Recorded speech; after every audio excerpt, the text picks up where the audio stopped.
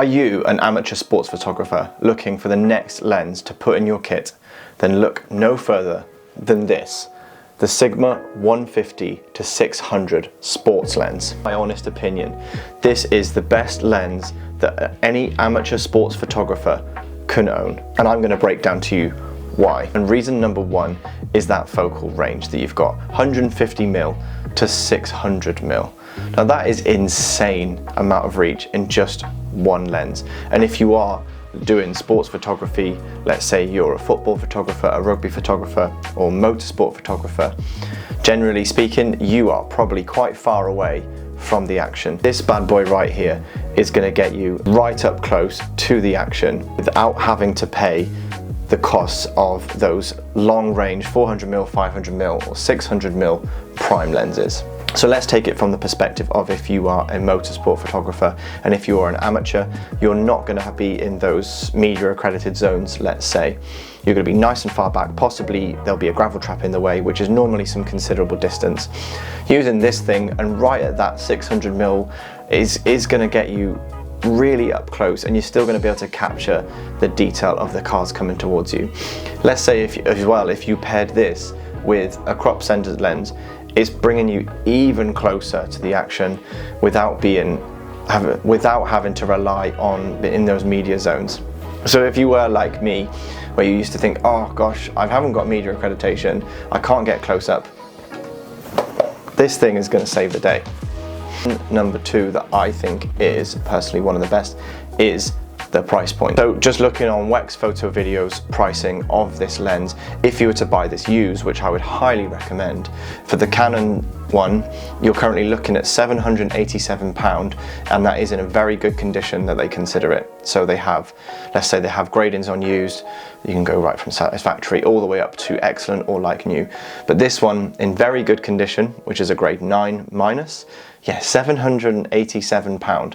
Now, that probably sounds like a lot of money, but you know, camera gear is expensive. If you were to go for, let's say, a 600mm prime lens, then you're talking into the thousands, I think even 10,000. I've never actually looked of the actual price because I just has always seen it out of my price range.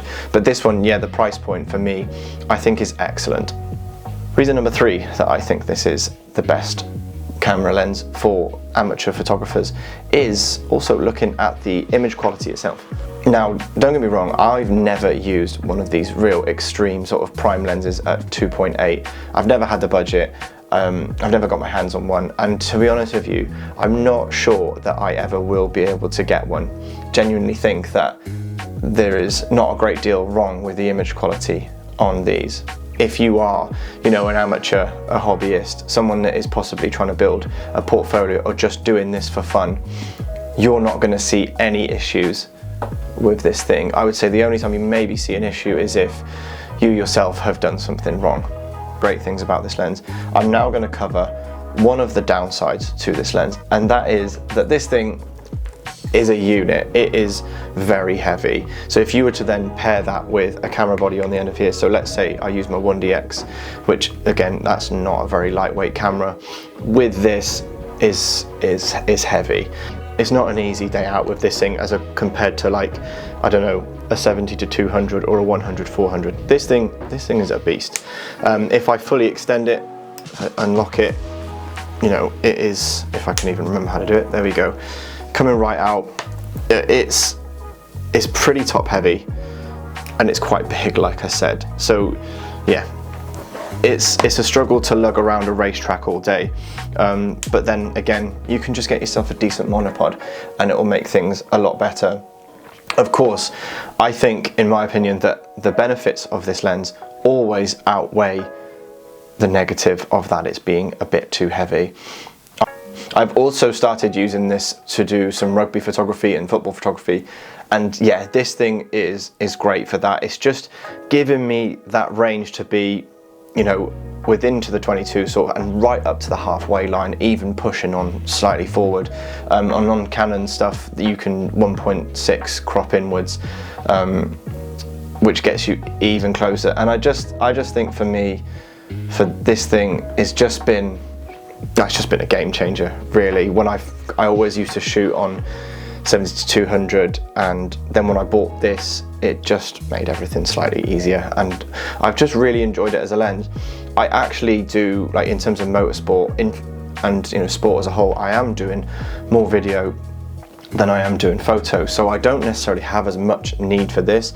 I considered selling it to change for a 100-400, which is generally better for video, but I just can't part ways with it. I love this thing. I've had it for 2-3 years now.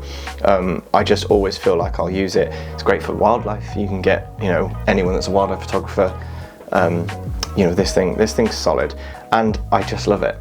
So yeah, 2026, you're considering buying a new lens, you want to do a little bit more motorsport photography or rugby photography, football photography, that sort of thing, and you're really stuck with what lens, then honestly, I just think you need to take consideration into the Sigma 150-600. They do them in an L mount, they do it in a Canon mount, they have a Sony mount and a Nikon mount. They cover most of the brands as far as I'm aware.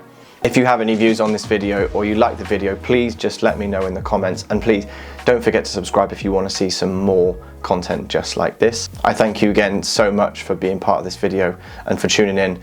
I'll see you next time.